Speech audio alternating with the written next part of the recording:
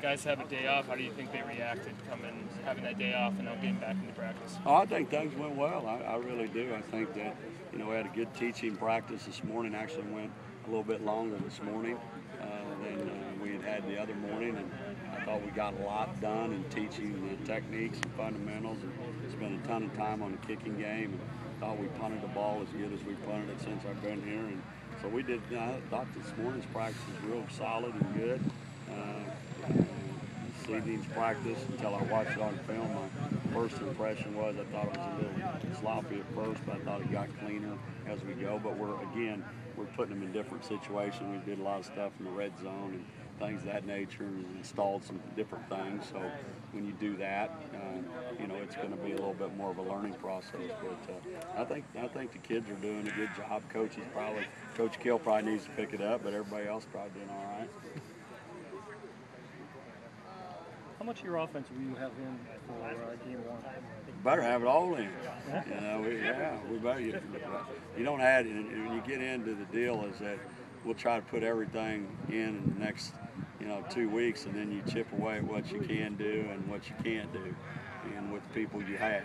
And so through repetitions, you learn what you can do and what you can't. We're putting the bases in. We're not going to get into all the formations and all those kind of things right now for the first 2 weeks.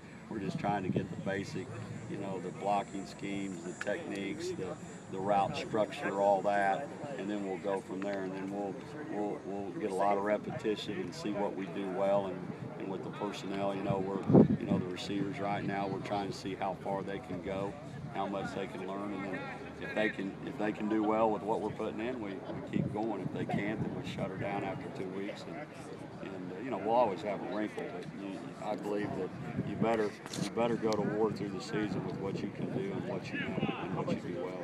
You mentioned the receivers. Who are some of the young guys that have kind of impressed you so far here?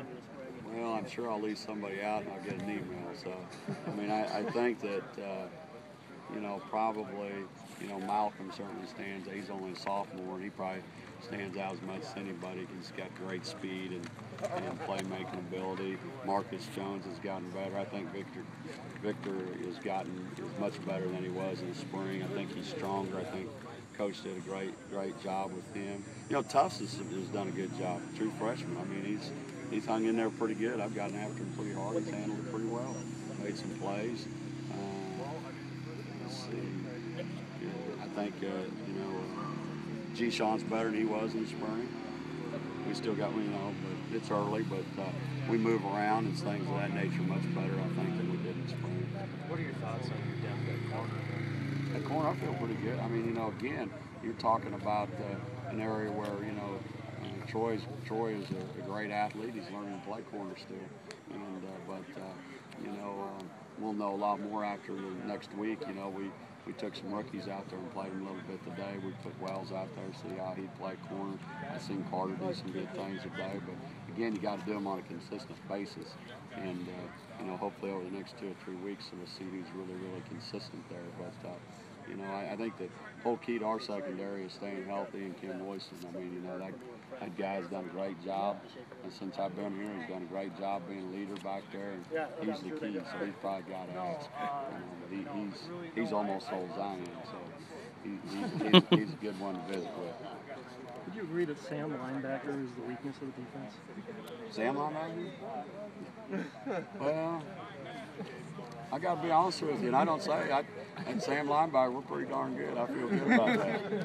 I don't say that very often, but I think not only the guy stand back there needs to get a haircut, but and the guys working with him behind him and so forth. I think that linebacking wise, I think that there's some guys in there who are doing some good things right now. I think the whole key to that group is staying healthy, and that's the whole key to, we don't have tons and tons of depth, but we have a little bit there. And I always said in the first game, you better carry 8 or 9 linebackers that can play. And that's what we did. I think at Northern we played 8. We had 8 that were on the table all year long. And that way we didn't have to worry about it. We repped 8 all year. And if something happened, then we were able to plug the next one in. But you've got to be deep in that position, and I think that those kids have done a heck of a job. I think, they were coached well last year, and I think Coach Miller's done a hell of a job with them this year, and they've responded good to it. And he's been a great leader. There's no question about that. I mean, I'm very proud of him. What the job he's done at this point in time and he's done a great job in special teams. And that's a critical area also.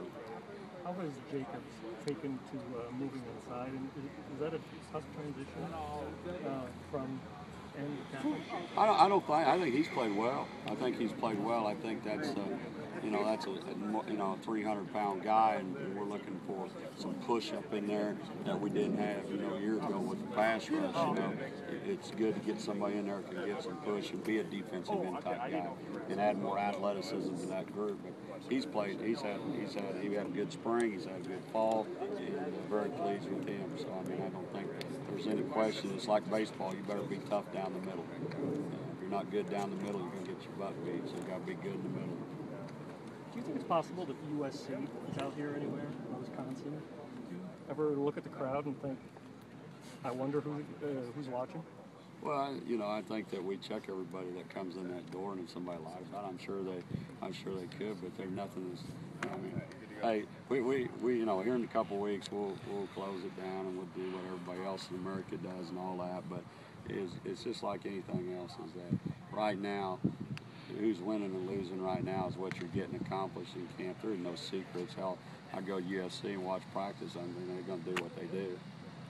Mirror-wise, we're going to do what we do at this point in time. Then when it gets closer, then you throw a few wrinkles here and there. But the good teams are going to do what they do. And, you don't want them in here if you got a couple tricks up your sleeve, but we ain't done any of that stuff, and we won't. Not for a while, but, the bottom line is you win with players. The team with best players usually wins.